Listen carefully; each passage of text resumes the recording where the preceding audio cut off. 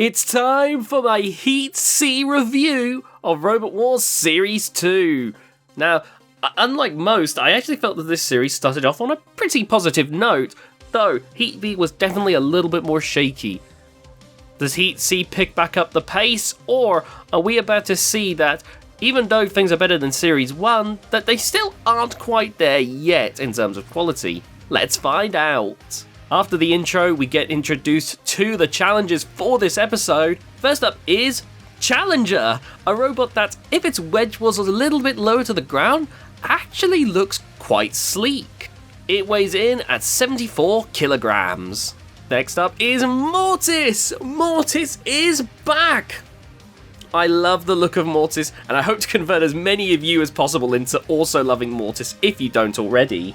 It's a sleek design with that awesome Tanto blade, weighing in at 78.3 kilograms, and while it doesn't yet have the lifting arm, it's still definitely one to watch.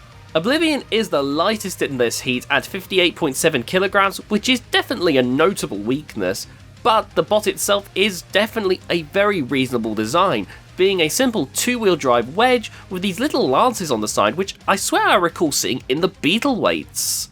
Not the most exciting robot, but there's little wrong on the face of this machine. Dreadnought comes out next. Another robot returning from the first series is here, and it's definitely the flashiest robot of the heat with its large shape and bright yellow paint. Even though it looks the same, apparently under the hood there is a lot more going on, which you can tell when you see the weight coming in at a whopping 80.8 kilograms.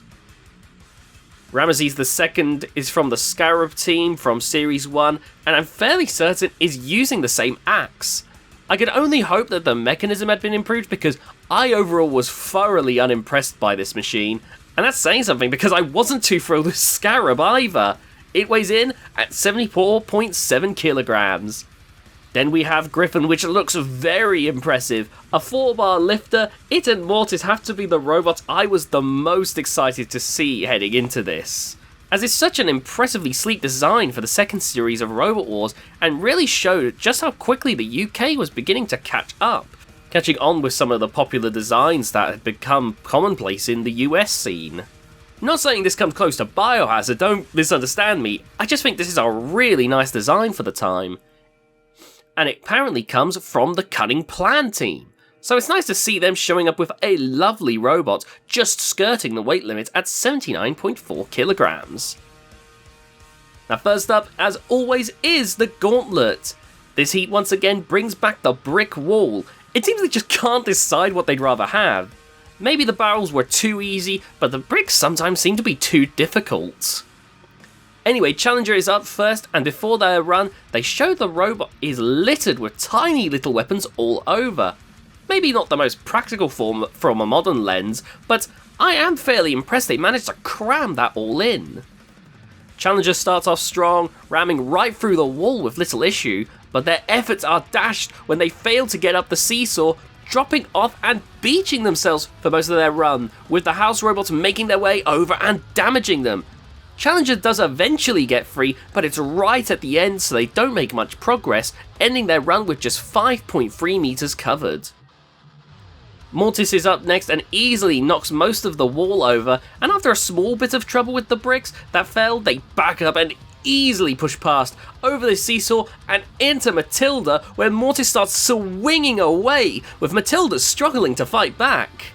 Matilda backs away, with Mortis pushing past the finish line. Mortis, however, then keeps going and chases after Matilda to fight some more, and it's only when Shunt comes in to save the day, pushing Mortis into the pit, that their run is over. It still was an impressive performance, and with Mortis passing the finish line, they are guaranteed to move on to the next round. Oblivion is up next, and in what I felt was a smart decision, they went down the left path with Shunt and Matilda, though they are immediately brought with issues as the spikes keep popping them up as Shunt makes their way over, though Shunt actually ends up being effectively wedged by Oblivion. Matilda then comes over as Oblivion manages to move past Shunt, meaning that Matilda starts attacking, bringing the chainsaw tail down. Oblivion again tries to escape past, but ends up teetering on the pit, where Matilda flips them into it. Honestly, not a bad performance from Oblivion at all. I definitely feel they needed some stronger drive, which, with the weight that they had spare, probably could have been done. However, saying that, you can already see that this is a fairly solid design, and they gave the house robots a run for their money. With 5.8 meters, they are safe. Dreadnought is up next, and they ram into the wall, knocking out one brick. So they back away, and they ram into the wall again, finally making some headway. However, Shunt begins to harass them, and Dreadnought changes tactics, going down the left path where they successfully bamboozle Matilda to run past and to the finish line to guarantee they've been moving on. Honestly, this run is incredible. Their run here reminds me of how I used to play Rounders as a kid. Rounders, for the American viewers, is basically like baseball, where repeatedly I'd barely graze the ball, and yet still I'd make it all the way round, running as fast as my little legs would carry me. But it wasn't because of me running as quickly as I could that would do it. It seemed that I had a bad luck aura that turned the other players who were normally excellent into just as bad at the sport as me. My point is, Dreadnought's gauntlet run was similarly implausible, just full of cartoonishly bad luck, and I loved every moment of it. Ramesses II was up next, and gosh, I try not to rag on robots too much, but I was definitely struggling here with this one. It makes its way up over to the wall, swinging the hammer down to knock some of the bricks over by ramming in. Then when the hammer pulls back up, the wall actually causes Ramesses to nearly flip itself over, unable to, without enough torque to bring the hammer all the way. The wall was actually weighing the hammer down for a moment. I've never seen anything quite like this before. Ramesses slowly made their way over the seesaw, where Matilda waited patiently before the two have the most impotent fight I've ever seen. Ramesses ends with 10.9 meters though, guaranteeing they'll be moving on despite a really quite tragic performance. Finally, it's Griffin's turn, and Griffin is uncertain about what path they'll go down. And as they crash into the sidewall, I begin internally panicking, as the robot has Shunt and Matilda dogpiling them, and combined with that hesitation in the beginning, it means that their run ends with just 3.4 meters being eliminated. I might just cry at that result. Griffin had the potential to be actually really good in Series 2. 4-bar lifters back in the day were an excellent design. And I just feel like there was so much potential here. Oh, God. The gauntlet is great at crushing my dreams, isn't it? I swear it was the same reason why we didn't get to see the original version of Plunderbird in action. Oh, man. I'm so glad they do away with these pre-battle things in the next series, because I don't know how much more I can take of seeing these designs. Maybe Griffin wouldn't do well. But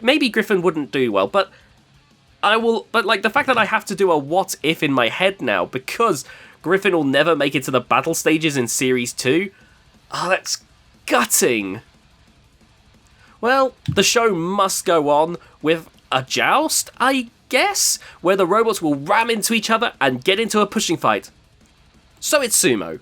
The only difference is, instead of trying to push your opponent off, it's about how much distance you can make, so let's move on. So, I guess it makes sense.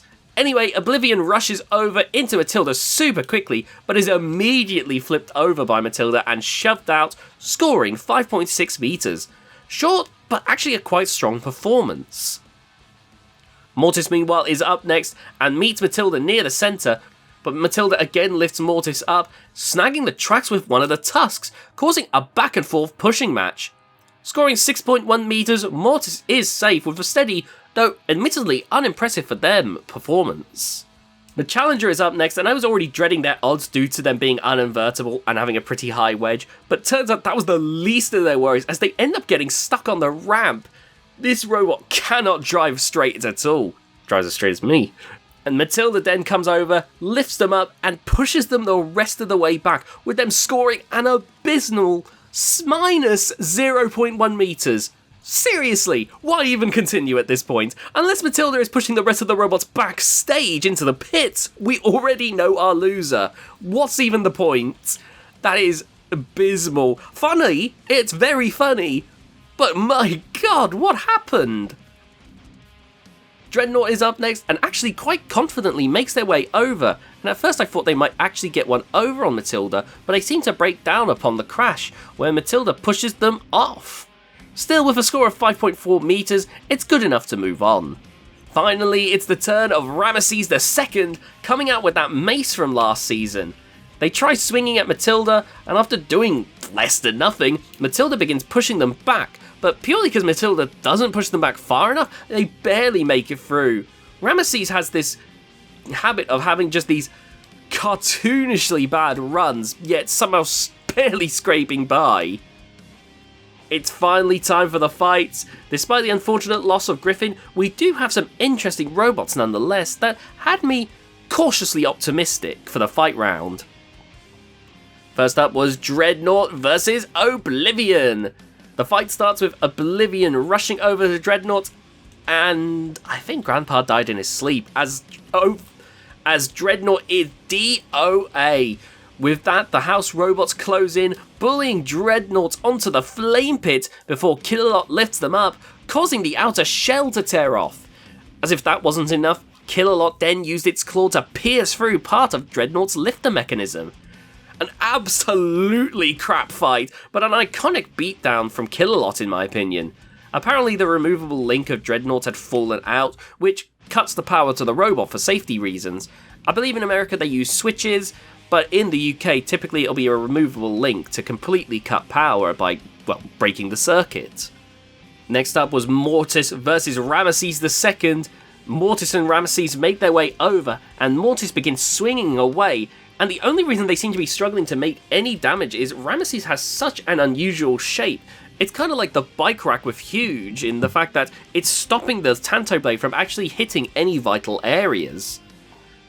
Ramesses swings away itself but doesn't do much, as the weapon itself isn't very powerful, but does actually manage to push Mortis into the house robots, where Shunt takes a few swings and Mortis has to quickly escape as Killalot is making its way over.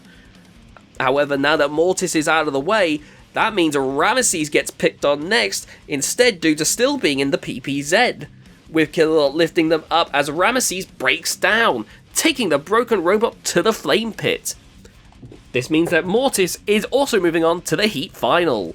Not a great fight by any means. Not a great fight, but at least it had both robots going after each other, and it actually looked for a second like Ramesses might have gotten an upset win. Anyway, it's time for the heat final between Oblivion versus Mortis.